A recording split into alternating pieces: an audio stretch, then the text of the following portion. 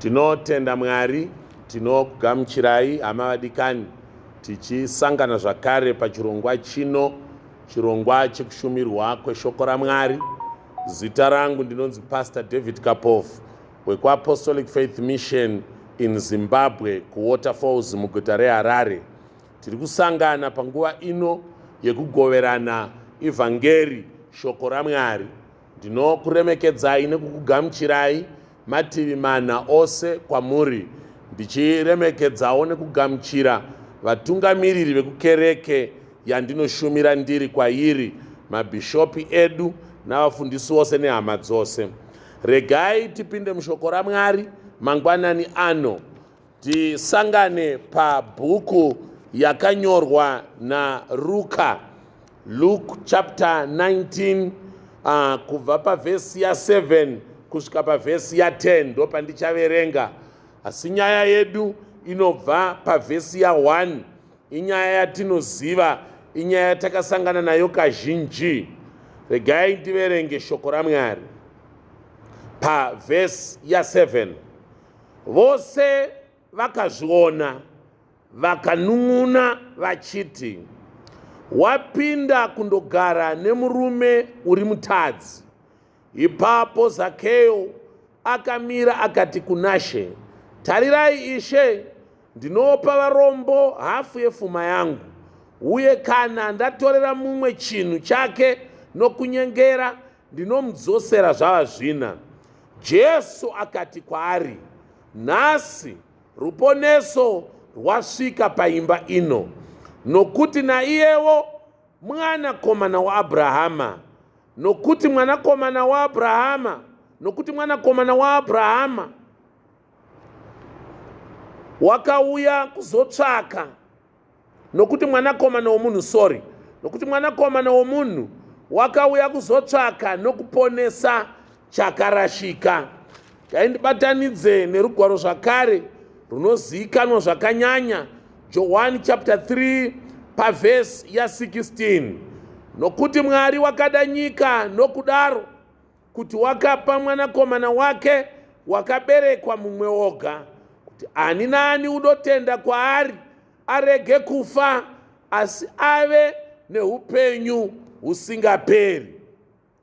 Ndinoda kuparidza pamusoro penyaya yanda pamusoro wenhau unoti Jesu sawira wevakaipa, kana kuti Jesu sawira shamwari yavakaipa. Pane chinhu chandoda kuti chinzwisiswe, chibatike pamusoro pemurume anonzi Jesu Kristu.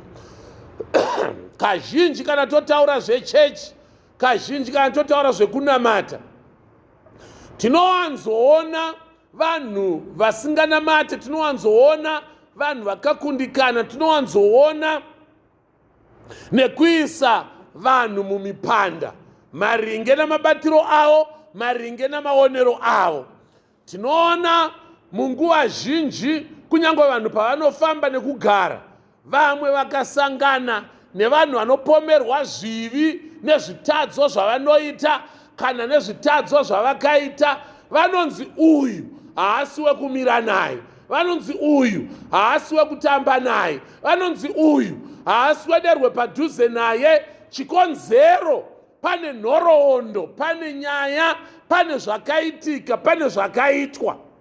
Zvino mangwanani ano, chekutanga ndoda kutaura nevanhu vakadari, chechipiri ndozotaura pamusoro paJesu maringe nemunhu anenge akadaro.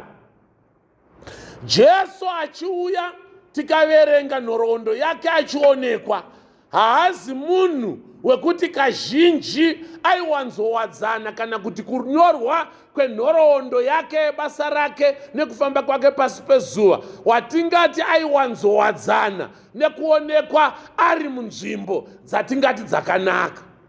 Kunyangwe iye akanga ari munhu akanaka, kunyangwe iye wakanga usina chivi, kunyangwe iye wakanga usina chipomerwa, asi haana kubatisisa kukosha kwake, haana kubatisisa utsvene hwake, kuti asazviise nekuzviswededza padyo nevanhu vanoonekwa nenyika sevanhu vasina kunaka. Kanotarisa nhoroondo yaJesu, mubhuku yaJohani chapter 4 anosara achitaura nyaya achiita hurukuro neimwe pfambi patsime raJakobho raanoprofita otanga kutaura naye. Pfambi kusvika yati regai ndimhanye, ikamhanya muguta ikanopedzisira yati uyai mundione murume andiudza nezvangu, ari Jesu, murume asina chivi. Asina chivi anoita rudo, anoita ukama nevane zvivi nevasina kunaka. Jesu shamwari yavakaipa. Munhoroondo yake nemukufamba kwake tinomuona zvakare achisangana nevamwe vanosanganisira vana Mariya Magadharina. Vana Mariya vaizivikanwa kunzi akabviswa mweya minomwe yakanga iri maari naJesu, murume akachena, murume asina chivi, asi anotamba navakaipa.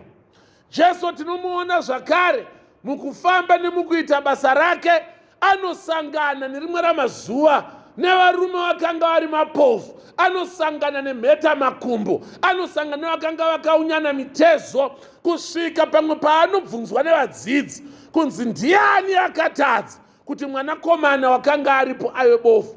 Jesu anoti hapana akatadza, asi izvi zvose zvakaitirwa kuti ukuru hwaMwari hugoonekwa. Jesu shamwari yavakaipa, Jesu shamwari yavatadzi, Jesu shamwari yavasine simba. Patazoverenga pabhuku yaRuka pachapter 19 anosangana nemurume anonzi Zakeo, murume anonyorwa chekutanga urefu hwake kana kuti kureba kwake kunonzi wakanga akapfupika. Asi mukupfupika kwake pane chinhu chimwe chete chandinoda chiri muna Zakeo. Mukupfupika kwake anotiwo zvinoda varefu ndinozvidawo. Mukupfupika kwake anoti zviri kuonekwa navakareba neniwo dai ndachionawo. Mukupfupika kwake anoti Jesu anoponesa nekuporesa vanhu, vamwe vari padyo naye, neni ndinomudawo. Rega nditaure mangwanani ano kuna akanditeerera, rega nditaure newe muning'ina, regai nditaure nemi mhai, regai nditaure nemi hama dzangu. Mukukundikana kwedu, mukupfupika kwedu, mukushaya Mwari kwedu, mukuzvarwa nevanhu vasingade Mwari, kunogona kucreata, kunogona kugadzira chinhu chinonzi kupfupika. Pakupfupika kwedu moyo yedu ngaisimuke, ive neshungu dzekutsvaka shamwari yavatadzi anova Jesu weNazareta. Ndiri kuti kudika, handichiti kupfupika. Ndiri kuti zvichida vamwe takazvarwa nevanhu vakanga vasingazive Mwari, nevanhu vakanga vasingade Mwari. Nyika ikakuona inokuziva semwana wekumitiswa, nyika ikakuona inokuziva semwana wembavha, nyika ikakuona inokuziva semuzukuru wemhondi, zvekuti vanoungana vamwe vachiti isu tiri vana vamabhishopu, isu tiri vana vana Gosa, isu tiri vana vana Dhoka. Iwe unoshaya kuti unotaura sei. Asi mangwanani ano ndinzwe pandiri kutaura kuupenyu hwako, ndauya kuzotaura kuti ikoko kunogona kutova kupfupika, asi kune imwe shamwari yekuti kana moyo wako ukada, akamirira uye akagadzirira kuti akutore akuunze padyo uye shamwari yake. Zita rake ndiJesu, shamwari yavatadzi. Achifamba Zakeo anoti ndinoda kuonawo Jesu. Jesu kana pakava nemunhu anoda kuona nezvake, iye anogona kumuona. Ndokuti Jesu ane tsika yekuziva nekuona zvatisingaoni. Kanoverenga pana Johani chapter 1 unomunzwa achitaura, anotaura iye pachitaura na Philip na Nathaniel, achitaura achiti uchiri pasi pemuonde ndakakuona. Jesu anoziva vanhu vanomutsvaka, anonzwa vanhu vanomutsvaka, anoona vanhu vanomutsvaka. Ishamwari yavatadzi, ishamwari nenzeve dzake dzakarindira kunzwa, kuonana nekusangana neavo vane moyo nechidokwa-dokwa chekumuona. Jesu adaro shamwari yavatadzi anomira, anotarisana na Zakeo omisa rimwe bhizinesi rese, omisa zvimwe zvese zvanga zvichiitika, oti ndoda kutaura nemurume uyu. Anomuti, buruka mumuti iwewe Zakheasi, nekuti nhasi ndinoda kuenda kunodya kumba kwako. Paugere, pawazvikwidza, wazviisa nekuda kwesimba rako, asi Jesu anoti, buruka, ndinoda kuenda newe muimba yako. Pataverenga pavhesi ya8, vanhu vakanyatsobuda pachena vakati, chiko chiri kuitika, chirudzii kuti naJesu, murume ari kushandiswa naBaba, muprofita watiri kutenda, kuti zvaanoita haazviiti nesimba rake, zvaanoita hazvina munhu anogona kuzviita kana asina kubva kuna Baba. Akuenda sei kunopinda muimba yemutadzi? Bhaibheri, shoko raMwari rabva rati, nokuti nyasha dzaburukira paimba iyi nhasi. Ndauya kuzotaura kune mumwe munhu ari muZimbabwe, kune mumwe munhu mwana wefu, kune mumwe munhu ari pasi pezuva, kuti kuna Jesu shamwari yavatadzi, kuna Jesu sahwira wavatadzi. Anoti, buruka, vanhu vanokuramba, vanokuziva sembavha, vanhu vanokuramba, vanokuziva semunhu ane utsotsi, vanhu vanokuramba, vanokuziva semunhu ane utsinye, vanhu vanokuramba, vanokuziva semunhu anochaja mitero yakawandisa kana uri kuita basa rako. Asi iwe ndauya kuzokutaurira kuti nhasi newewo uri mwana waAbhurahama.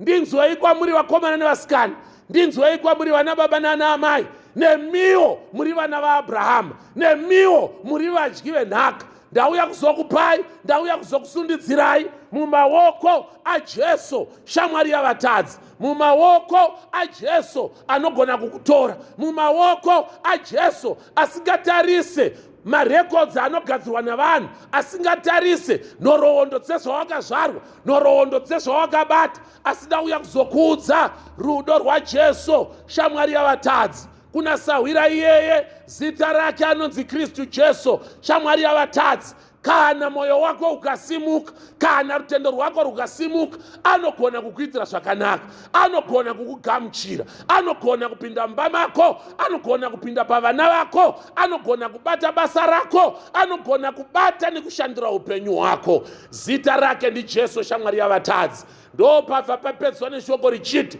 Mwari wakada nyika nokudaro akaipa mwanakomana Jesu, kuti ani nani anotenda aregedze kufa, asi ave neupenyu husingaperi. Iwewe unogona kuva neupenyu husingaperi, iwewe unogona kuvawo mudyi wenhaka neupenyu husingaperi, kuburikidza nekugamuchira Jesu shamwari yavatadzi. Ndoda kutenda Mwari nenguva ino, nditenderei ndinamate newe. Baba, ndinokutendai mangwanani ano, ndinokutendai nenguva ino, ndinokutendai nemukana uno, ndinokutendai neizwi ramakaisawo mukati memweya wangu kuti ndigoverane nehama neshamwari, vana vamai vangu pasi pezuva. Vakomborerei, varangarirei, Baba vekudenga, muvakanganwire kunyange zvivi zvavo. Vamwe vakauraya vanhu, vamwe vakaba, vamwe vakaponda, vamwe vane mhosva dzavasingagone kutsanangura zvakavaparadzanisa nemi. Asi rudo rwenyu rwamakaunza Jesu kuti anogona kutitora otikwanisa tova vana pamwe chete naye, ngatisangane nawo muupenyu hwavo. Ndinokutendai nekukukudzai mangwanani ano, muzita raBaba neremwanakomana neremweya mutsvene. Amen.